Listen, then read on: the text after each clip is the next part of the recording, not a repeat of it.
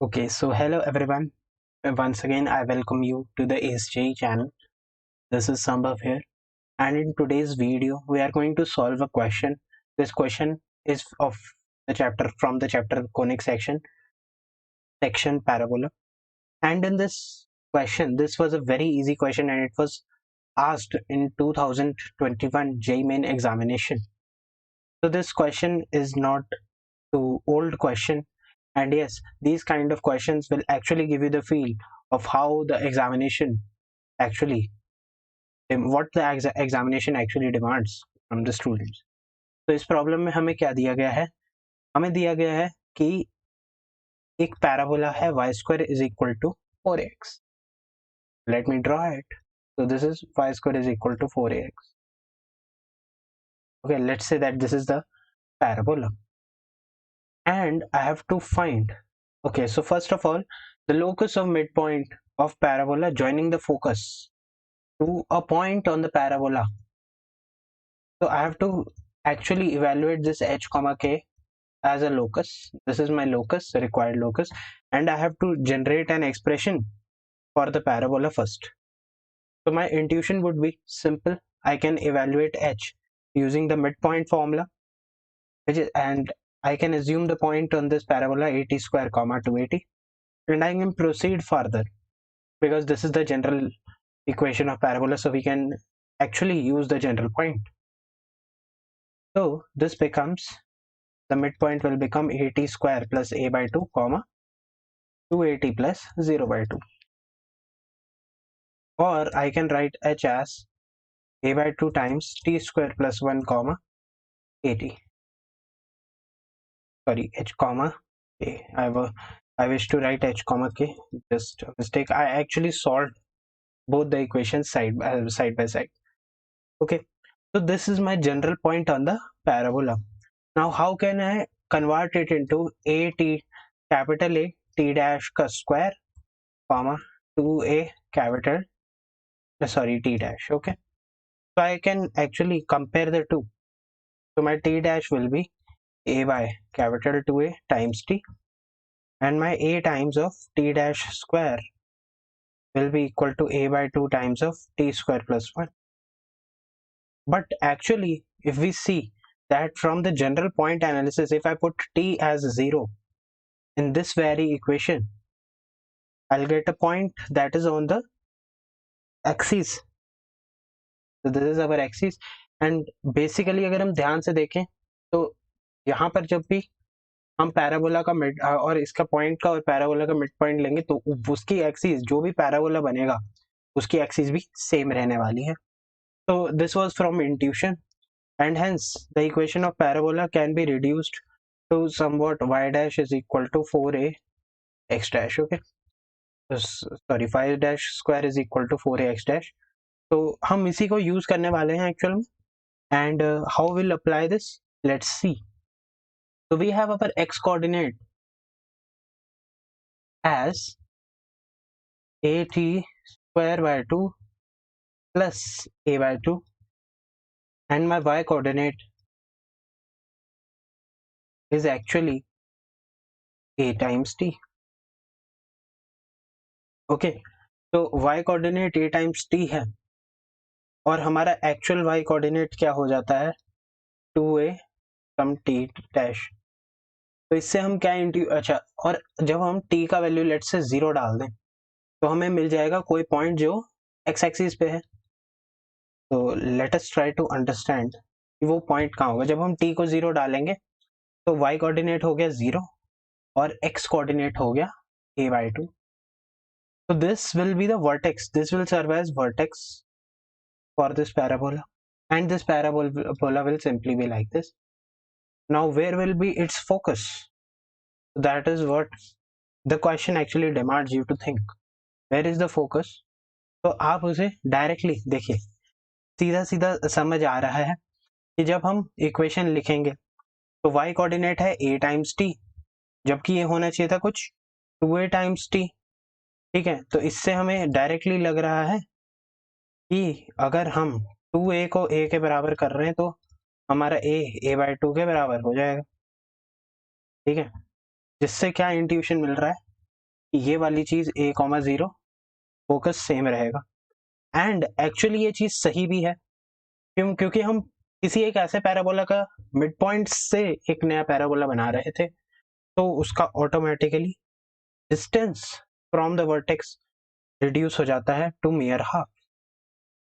ठीक है, तो इसी लॉजिक से अगर हम देखें तो we are done, we have the focus, the position of focus, and we have the vertex.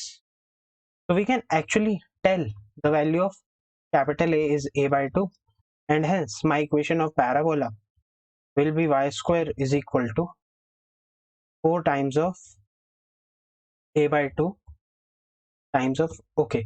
तो अब इधर क्या ध्यान रखना है कि इसका origin, सॉरी इसका vertex origin नहीं है, इसका vertex कोई और point है, so this will be written in this format. So the equation is y square is equal to 2a times of x minus a by 2.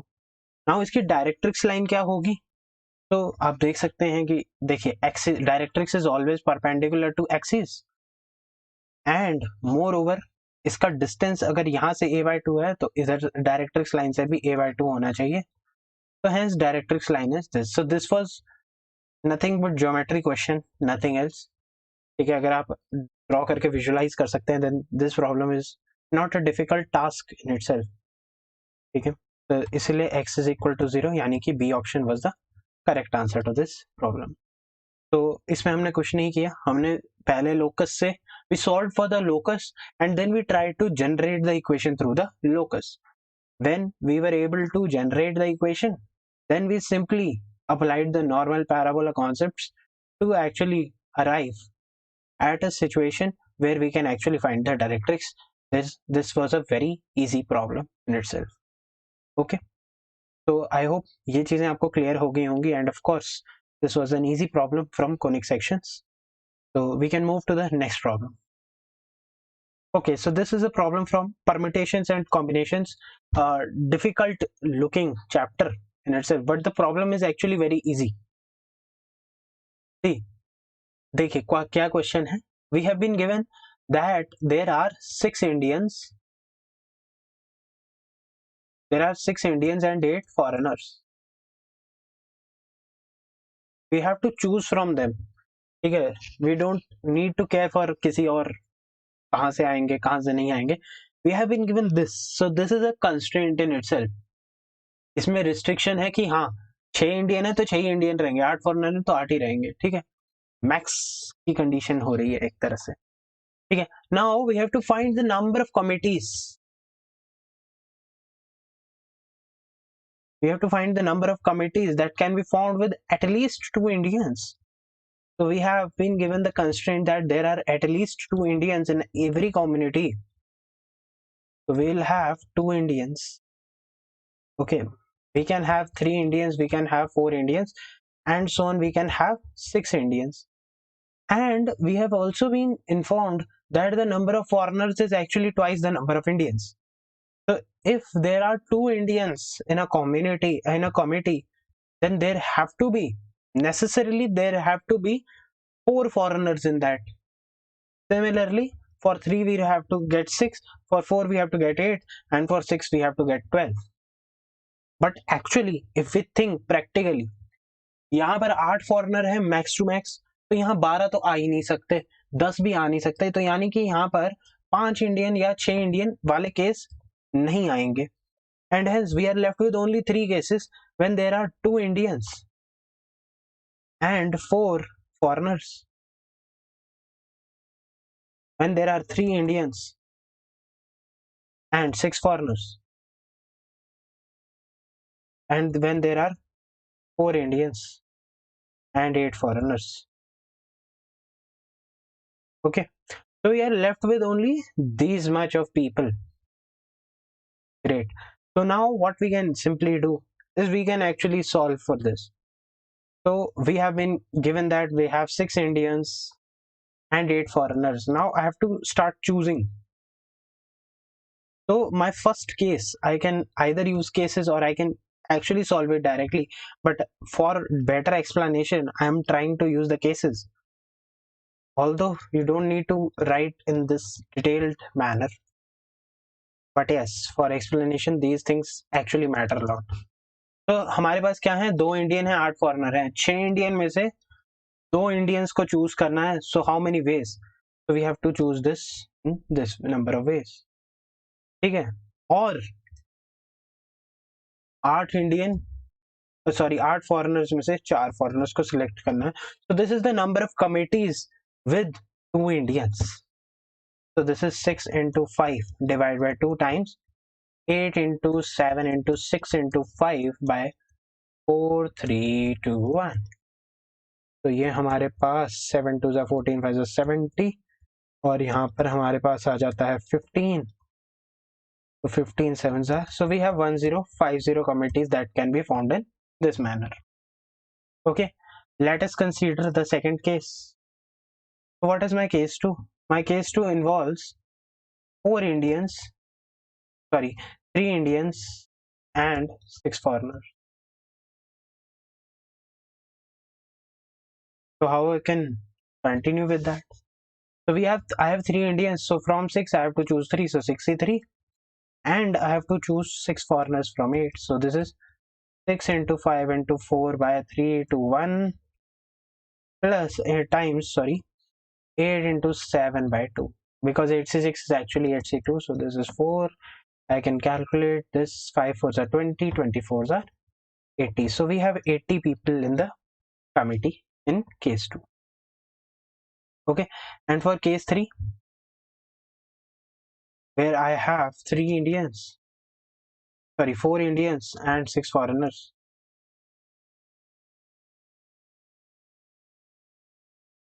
Okay, so from 6 I have to choose 4, so 64 times. From 8 I have to choose 8 foreigners, so 8 I have to choose 8, so I have to choose all. So this becomes 1, and this becomes into 5 by 2, that is 15. Now we have to just simply add the 3 cases. 6 into, okay, so I guess I am correct. In case I'm wrong, I'm sorry for that. I'll correct myself in that scenario, although I feel that I'm good enough. So I have first case 1050, I have second case 80, and I have the third case. Oh, it was 28, so my bad. I have to multiply by 7 as well. I thought there was some error. So this is 560, because the cases were actually very less. So that's what was pinging me. So I'm sorry for that. So we have 560 in the second case. And for the third one, I have 15. Let us add these two. So this is 5. So this is 6, 5, 11, and 1, 12. 1625. So this must be the answer. Let's see if we have an option. Yeah, so we have a option 1625. This is the correct answer.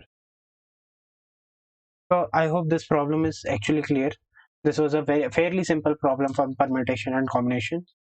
Just what you needed to do is to just do the calculations properly. Don't mess up with the calculations just like I did. I'm extremely sorry for that. Anyways, let's move ahead to the third problem. This problem is from the chapter quadratic, and the quadratic chapter is actually a very easy problem. हमें क्या दिया गया है कि यहाँ पर हमारे पास 2 पॉजिटिव नंबर्स हैं P और Q, जो एक्चुअली रूट्स हैं. They are actually the roots of some equation of quadratic equation. So what will be that quadratic equation? That quadratic equation is a times of x square minus sx plus b, simple as that. Or perhaps I don't need to multiply with a. This problem can actually be solved by a 10th class student as well. I don't know why I'm doing this, but yes, this problem can be solved by a 10th class student, because he knows that the equation will be of the form of this. And how does he know that? Because I have written this as capital P, so I can write it in this manner. So because sum of roots is actually P plus Q, and this is given to be 2. So this can be this is my quadratic expression. So they must equation when this will be equated to 0. Although I was discussing about expression in this scenario.